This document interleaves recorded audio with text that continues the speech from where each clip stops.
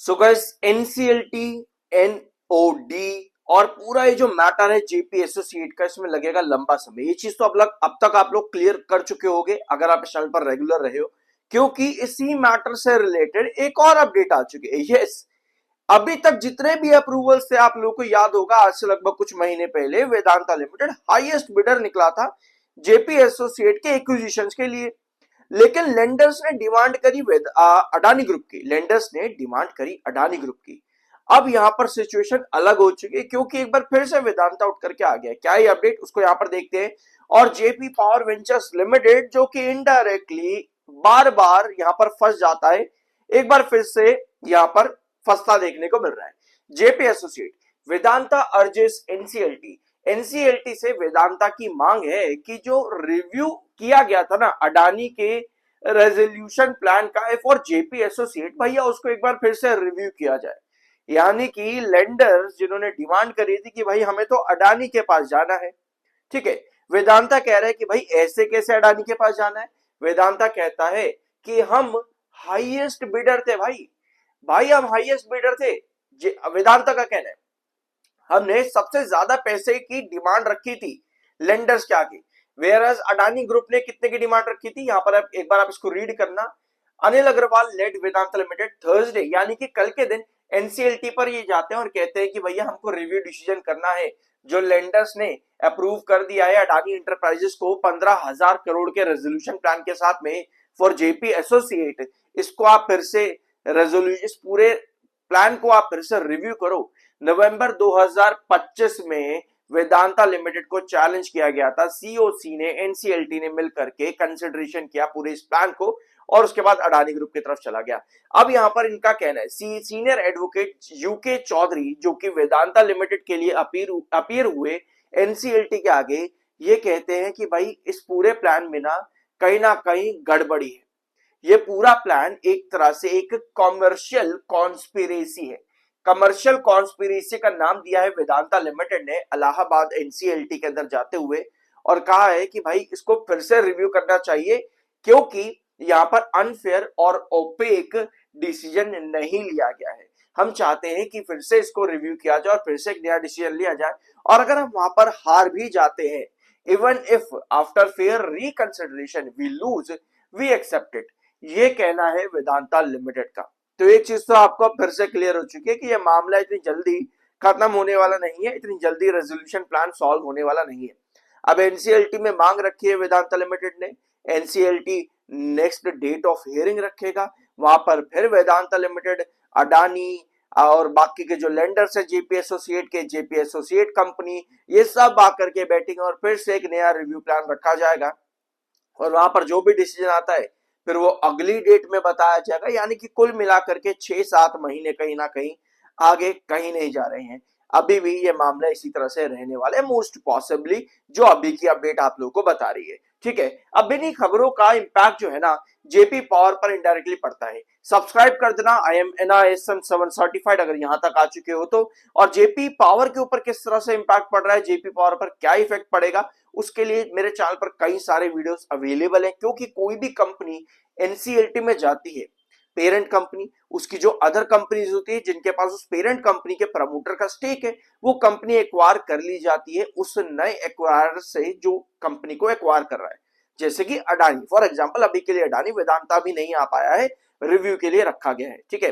तो JP power भी आपके अडानी के पास जाएगा, अडानी के पास जेपी पावर जाएगा, तो फिर अडानी ग्रुप जेपी पावर का क्या करेगा, वो सब उसके ऊपर डिपेंड करता है कि क्या वो उसके एसेट्स बेच करके सारा पैसा अपनी कंपनीज में इन्वेस्ट करेगा, या फिर जेपी पावर को एज अ होल कंपनी जो कि वो एक्वायर करेगा उसको वैसे उठाएगा। तो ये सब अडानी ग्रुप पे या फिर जो भी नया एक्वायरर होगा उसी ऊपर डिपेंड करेगा। ये लॉ कहता है, कानून कहता है, कंपनीज एक्ट कहता है, सब जाकर के रीड कर लेना। अगर नहीं करना चाहते, अपना टाइम वेस्ट नहीं करना चाहते, तो चैनल पर वीडियोस अवेलेबल हैं। ये है जेपी पावर का लास्ट वीडियो, यहां पर आपको 14.70 नजर आ रहा है, ठीक है। ये 14.70 इंपॉर्टेंट बेस है जेपी पावर वेंचर्स लिमिटेड के लिए। लास्ट वीडियो में ये चीज हमने डिस्कस करी थी। और अगर आप उसके बाद का यहां पर सीन देखोगे, और ये लास्ट वीडियो हमने कब डिस्कस किया था, जनवरी के फर्स्ट वीक में, जनवरी फर्स्ट वीक का ये वीडियो है। और अगर आप यहां अभी का चार्ट देखोगे जेपी पावर वेंचर्स लिमिटेड का, तो भैया जनवरी का फर्स्ट वीक तो क्या फरवरी का सेकेंड वीक चल रहा है और यहाँ पर अभी भी 1470 के पास स्टॉक रेंज लगभग उसके बाद भी 4 बार बेस बनाया है 1470 के पास में। और उसके बाद से एक बार छोटी मोटी रिकवरी 15 रुपए 30 पैसे के आसपास देखने को मिली, अब फिर से सेलिंग आ रही है। तो ये पूरा कंसोलिडेशन जोन अब आपका यहाँ पर बना हुआ है 1470 से लेकर के 1550 के बीच में कहीं ना कहीं ये आपका कंसोलिडेशन जोन स्टॉक के अंदर बना हुआ है। इस कंसोलिडेशन से निकलने के लिए आपको क्या चाहिए, ऑफ कोर्स हमेशा की तरफ कुछ ना कुछ पॉजिटिव न्यूज जो कि अभी के लिए नजर नहीं आती है। तो ऐसे में जेपी पावर क्या कर रहा है भैया, एक डाउन ट्रेंड यहां पर बना करके बैठ चुका है। जेपी पावर एक डाउन ट्रेंड यहां पर बना करके बैठ चुका है एक डायगोनल पैटर्न के अंदर। ये डायगोनल पैटर्न का ब्रेकआउट देना जरूरी रहेगा जेपी पावर वेंचर्स लिमिटेड के लिए, ताकि वापस से आपको यहां पर 16.20 जो कि अभी के लिए इसका क्रूशियल रिस्ट्रिक्शन बन चुका है, इस पर सस्टेन कर सके। 16-20 आना बहुत ज्यादा इंपॉर्टेंट है जेपी पावर वेंचर्स लिमिटेड में, अदरवाइज इसके नीचे गिरावट होने का मतलब ये है कि 13.90 अगर आप यहां पर देखोगे इस वाले ट्रेंड को तो आपको नजर आएगा 13.90 आपका गिरावट का नेक्स्ट बेस नजर आता है 14.70 के नीचे। तो अभी ये कंडीशन है जेपी पावर वेंचर्स लिमिटेड की चार्ट पैटर्न पर कि एक डायगोनल पैटर्न पर स्टॉक लगातार प्रेशर बना रहा है, वेजिस पैटर्न डाउनवर्ड ट्रेंड के अंदर है, जो कि कोई अच्छा साइन नहीं माना जाता है चार्ट पैटर्न पर। ठीक है, अपार्ट फ्रॉम दिस कंपनी में आपको पिछले एक साल में क्या क्या चेंजेस देखने को मिले होल्डिंग पैटर्न पर। एफ की होल्डिंग 6.26% से थोड़ी बहुत बढ़ करके 6.51% पर है एक साल के अंदर। ऑल्दो कई बार चेंजेस आए हैं एफ की होल्डिंग में, एक बार सेलिंग आई है फिर से खरीदारी, और दिसंबर के डाटा के अकॉर्डिंग फिर से खरीदारी। डीआईएस ने 17.49 से 17.03% की होल्डिंग अपनी कर ली है, यानी कि डीआईएस ने अल्टीमेटली एक साल में सेलिंग करी है लगातार हर क्वार्टर में। 52.27% से 52.45% आपकी पब्लिक बैठी हुई है, जो कि थोड़ा थोड़ा करके अपना स्टेक उठा रही है जेपी पावर वेंचर्स लिमिटेड में। और जेपी पावर में आपको एक चीज पता ही है कि कंपनी ने रिसेंटली अपने फंडामेंटल्स को सुधारने की कोशिश करी, जैसे कि वर्किंग कैपिटल का इंप्रूवमेंट जो कि कंपनी का पिछले 3 साल में देखने को मिला है 19 से 28 एंड देन 45, ये एक improvement JP power ventures limited ने करा। इसके अलावा कंपनी की कुछ बोरिंग्स कम हुई हैं और कुछ रिजर्व्स कंपनी के बढ़े हैं। ठीक है, पिछले कुछ सालों में कंपनी के रिजर्व्स लगातार बढ़े हैं, बोरिंग्स कंपनी की कम हुई है। तो फंडामेंटली कंपनी ने कुछ चीजें अपनी इंप्रूव करी हैं जो कि अच्छी बात है। और बट अगर हम कंपनी के रिजल्ट्स देखें तो दिसंबर 2025 का जो कंपनी का अभी रिजल्ट आया वहां पर कंपनी का ग्रोथ यानी कि परफॉर्मेंस बहुत बुरा था। मात्र 1.35% के ग्रोथ पर कंपनी आई। कंपनी का revenue quarter on quarter basis पर भी ड्रॉप हुआ और एनुअल बेसिस पर कंपनी मात्र 1.35% का ही इंक्रीज लेकर के आ पाई, जो कि सितंबर के कंपैरिजन में बहुत वीक था। Although JP power ventures limited अपने रिजल्ट्स पर कुछ काम नहीं करता है, क्योंकि उसके अगेंस्ट में अगर आप देखोगे कंपनी ने इतने खराब रिजल्ट्स दिए, -97% का प्रॉफिट ग्रोथ था। अल्टीमेटली इस तरह के रिजल्ट देने के बाद कोई भी स्टॉक बड़ी बुरी तरह से क्रैश होता है, लेकिन जेपी एसोसिएट में ऐसा नहीं देखने को मिला।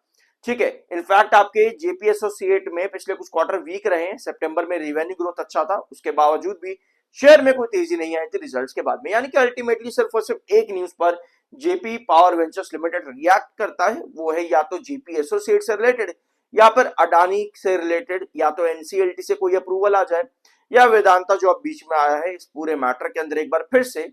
अब यहां पर देखते हैं आगे क्या देखने को मिलने वाला है। तो अगर ये डिमांड मांग ली जाती है वेदांता लिमिटेड की पहली फेज में तो यही होगा कि एनसीएलटी कहेगा चलो ठीक है हम आपकी डिमांड मांग लेते हैं, ये नेक्स्ट डेट ऑफ हियरिंग में होगा। डिमांड मान ली, अब फिर डिमांड मानने के बाद क्या किया जाएगा, रिव्यू किया जाएगा, जो कि नेक्स्ट डेट ऑफ हियरिंग के अंदर होगा। रिव्यू जब किया जाएगा उसके बाद क्या होगा, वेदांता अपना रेजोल्यूशन प्लान रखेगा एक बार फिर से, अडानी अपना रेजोल्यूशन प्लान रखेगा, जिसमें जिसका रेजोल्यूशन प्लान ज्यादा अच्छा होगा, लेंडर्स को अच्छा लगेगा, वो लेंडर्स अप्रूव कर देंगे नेक्स्ट डेट ऑफ हियरिंग में। यानी कि अभी तक आपके पास 3 डेट ऑफ हियरिंग आ गई और आपको दिख रहा है क्लियर कि लगभग हर 1.5-2 महीने के अंदर जा करके एक हियरिंग आपकी होती है। ये बहुत कॉमन चीज है, 1.5-2 महीने के अंदर जा करके आपको एक हियरिंग देखने को मिल रही है। यानी कि 3 हियरिंग आपके पास आ रही है इस तरीके से, यानी कि लगभग 3 हियरिंग के अकॉर्डिंग अगर आप लगाओ तो 6-5 महीने आसपास एक टाइम पीरियड आपके पास में बन जाता है कि 6 महीनों के अंदर अंदर कुछ ना कुछ रेजोल्यूशन प्लान फिर से निकलेगा